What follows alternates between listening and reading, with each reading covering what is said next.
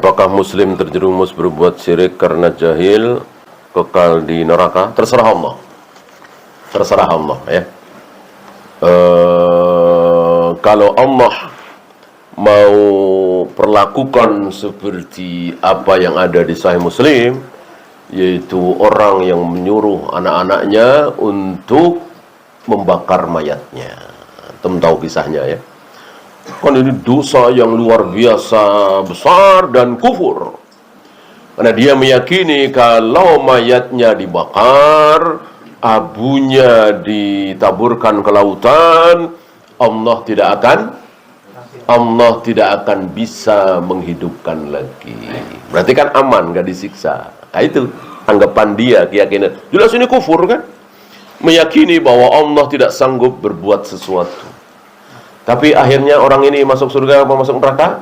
Masuk surga. Karena belum kedatangan hujjah. Nah, oleh karena itu kita serahkan kepada Allah.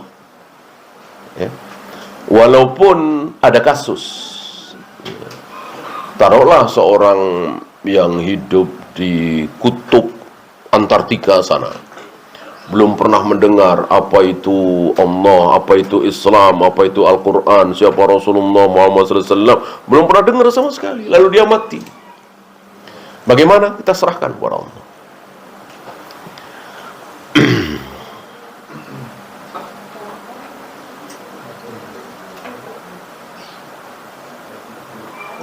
Apakah menggunakan gas tabung kecil itu haram? Karena bukan masyarakat miskin. Saya tidak berani mengharamkan ya. Kalau kita punya, kalau kita mampu, tentu kita taati penguasa ya. Membeli yang kita mampu, yaitu yang bukan subsidi. Di masjid tempat saya sholat, jika adzan subuh, muadzin tidak membaca as-salatu khairum minan naum. Dan ketika qomat, Allahu Akbar cuma sekali. Ini sebuah kekeliruan. Ini pentingnya memahami ayat, memahami hadis pakai. Ini pentingnya ya, memahami ayat, memahami hadis pakai pemahaman sahabat. Gitu. Memang dari Nabi mengatakan genapkan azan, ganjilkan qomat. Genapnya 2, ganjilnya 1. Jadi hayya 'alas shalah 2 kan kalau azan, kalau qomat 1. Ya. Asyhadu an la ilaha illallah 2 kali kan kalau azan, kalau qomat 1. Asyhadu anna Muhammadar Rasulullah 2 kan kalau azan, kalau qomat 1. Bagaimana Allahu Akbar? Allahu Akbar 2 kata mereka. Betul 2 kan? Yang satu Allahu Akbar. Ya. Saya pernah dengar juga. Allahu Akbar. Asyhadu an la ilaha illallah, asyhadu anna Muhammadar Rasulullah. Ya Rasulullah ya falaq, qamatis salat. Allahu Akbar, la ilaha illallah gitu.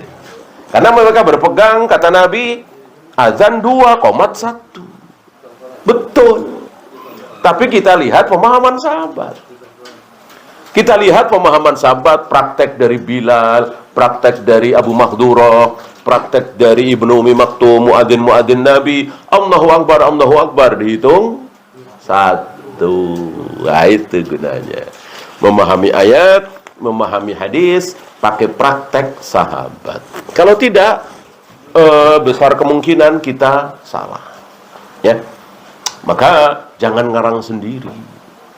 Baca ayat sendiri, baca hadis sendiri, ngarang sendiri. Lihat praktek sahabat. Kalau tidak melihat praktek sahabat, ya seperti hari ini. Kita cinta kepada Nabi kan? Ya cinta. Ya bukti cinta kita. Kita melakukan sesuatu di hari kelahiran Nabi. Ya, karena nggak lihat praktek para sahabat. Apa iya kita lebih cinta kepada Nabi dari para sahabat? Nggak mungkin. Para sahabat itu rela mati demi Nabi. Para sahabat rela melakukan apapun demi Nabi SAW. Pasti kecintaan kita kepada Nabi nggak ada apa-apanya dibanding dengan kecintaan para sahabat kepada Nabi. Nah, para sahabat tidak berbuat apa-apa, di 12 Rabiul Awal. Bila masjid dekat rumah isi khutbahnya banyak syubhat, apakah wajib nyari masjid lain yang jauh dari rumah? Wajib tidak. Wajib tidak. Dan khutbah kan tidak seperti taklim. Isi khutbah apa sih? Isi khutbah apa? Saudara-saudara, mari kita sholat. Saudara-saudara, mari kita menyembah Allah. Saudara-saudara, jangan berzina. Ya, paling seputar itulah. Membahas ilmu yang berdalam-dalam kan enggak. Ya, tidak baik kita tinggalkan masjid terdekat lalu kita datangi masjid yang jauh-jauh. Ya, mungkin sekali-sekali, ya, sekali-sekali mungkin. Kalau terus jadi fitnah, jadi fitnah.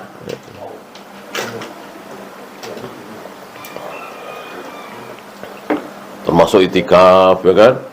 Cari yang jauh-jauh, yang banyak ikhwan di situ. Malah kadang-kadang nggak jadi itikaf, ya, karena pada akrab, ya, udah ngobrol, ya kan.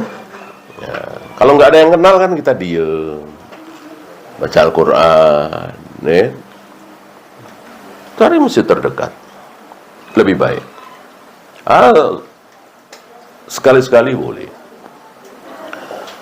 Kalau mencari ilmu, iya.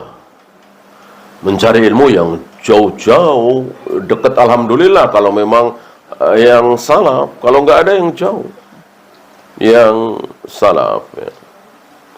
Dan itu kan kebiasaan dari para imam dulu. Lahir di rumahnya di Syam, cari ilmu ke Mekah, Madinah banyak.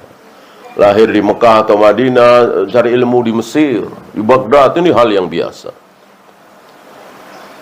Berdoa waktu sujud bolehkah dengan bahasa Indonesia? Dalam hati saja, ya. Kalau bahasa Indonesia dalam hati saja, jangan dilafadzkan. Apakah ada dalil kalau kita salah memilih pemimpin terus kita ikut berdosa? Nggak ada, ya. Nanyanya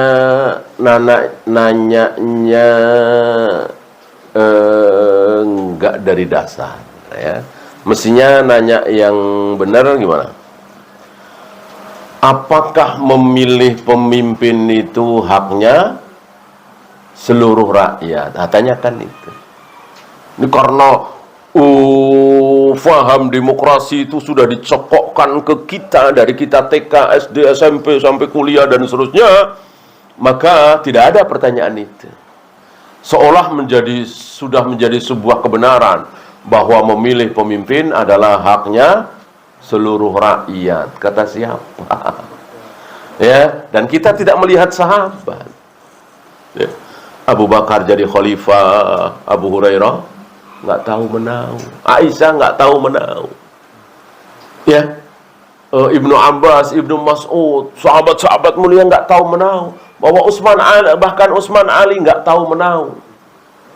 Yang tahu cuman Abu Bakar, Umar, ada beberapa orang Ansor di situ. Saya kira cuma belasan orang di Saqifah Bani Sa'idah itu. Langsung dibaiat di situ. Langsung diumumkan. Apalagi Umar jadi khalifah. Nggak ada yang tahu. Nggak ada yang ikut. Nggak ada yang berperan. Kecuali Abu Bakar. Abu Bakar mengatakan, jika aku mati nanti, yang akan menggantikan aku sebagai khalifah adalah Umar. Kalau Utsman jadi khalifah, agak lumayan itu. Berapa tadi? 6. Cuma 6 orang. Dan 6-6-nya dijamin. 6-6-nya dijamin masuk surga oleh Nabi SAW. Ya, maka yang di bawah itu nggak diajak. Abu Hurairah nggak diajak, Ibnu Mas'ud nggak diajak. Turjumanul Quran, penterjemah Al-Quran, maksudnya yang paling faham terhadap Al-Quran, nggak diikut sertakan. Ya, umatku yang paling tahu mana yang halal, mana yang haram, siapa? Mu'ad bin Jabal, nggak diajak. Umatku yang paling tahu tentang hukum waris, siapa? Zaid bin Sabit, nggak diajak. Ya, umatku yang paling mungkin hafalan Al-Qur'annya. Maka ketika Nabi selesai salat, sadar tadi baca ayat terlompat satu ayat, nyari dia. Siapa? Ubay bin Ka'ab. Nggak diajak. Ya. Sekarang pelacur, pemabuk, kafir, semuanya diajak. Bagaimana kayak gini kita ikut-ikutan? Ini sampah sekali, menjijikkan sekali. Sangat menjijikkan ini perhelatan seperti ini. Kita ikut-ikutan. Ya, merendahkan diri, rendah. Islam jadi rendah, kaum muslimin menjadi rendah serendah-rendahnya. Kalau kita ingin punya izzah, nggak rendah, jangan ikut-ikutan. Biarkan mereka berebut bangkai kambing. Ya, kalau sudah ada yang disepakati, sudah kita siap taat, sami'na wa ata'na. Siapapun presiden kita, pemimpin kita, kita siap taat. Jangan ada cacian, makian ketika beliau sudah jadi presiden. Walaupun kita tahu persis keburukannya, kebobrokannya, diam. Kalau mau nasihati, empat mata. Kalau nggak bisa empat mata dengan beliau, ya sudah, gugur kewajiban. Mudah. Ya. Jangan kita ikut-ikutan orang jahil, orang bodoh. Ya. Ikut-ikutan nyoblos. Ini jahil sejahil-jahil. Allahu Akbar. Ya, habis. Kita akhiri. Subhanakallahumma bihamdika asyhadu an la ilaha illa anta astaghfiruka wa atubu ilaik. Assalamualaikum warahmatullahi wabarakatuh.